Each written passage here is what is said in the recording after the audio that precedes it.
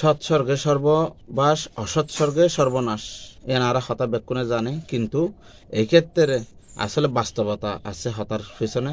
ইয়ানে দেখি চট্টগ্রামের মধ্যে উগ্র ফুয়া হাফেজ তারা বিফারে এনে মাত্র ৬,০০০ টিয়া পাইয়ে, এই ৬,০০০ টিয়ার লোভের হারণে নিজের বন্ধুয়ে মানে জু সময় যে গুমুর থাবাই না অচেতন করি এনে টিয়া লাফালাইয়ে, যখন চেতন হইয়ে এই ক্ষেত্রে গলা চিবি হত্যা করে ফেলাইয়ে।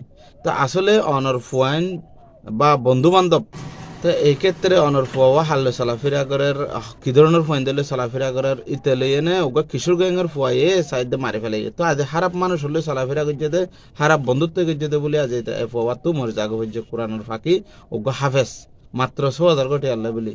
তুই আরো মা বাপরে ফোন করি এনে মারি এনে বাথরুমত রাখি দিয়ে এনে হদ্দা মা বাপর তো ১০ লাখ টাকা মুক্তিপণ দাবি করার কল করি এনে। তো ইনি আশ্চর্যজনক বিষয় নয়। এই যুগের মধ্যে এখন মানুষে আজ হনিকার হাসে, বন্ধু বান্ধব আত্মীয় স্বজন হাসে, হনুমিককে হনের নিরাপদ নাই। তো এত লাই যে হনকে হলে জেন এন বন্ধুত্ব করার নান ভালো নয়। মানে খারাপ মানুষের বালা মানুষ টিকে তাহার নান খুবই কঠিন বিষয়, ইয়ান এতে বাস্তবতা। কিন্তু খারাপ মানুষ, বালা মানুষের খারাপ মানুষ টিকে তাহার নান কঠিন বিষয় ন।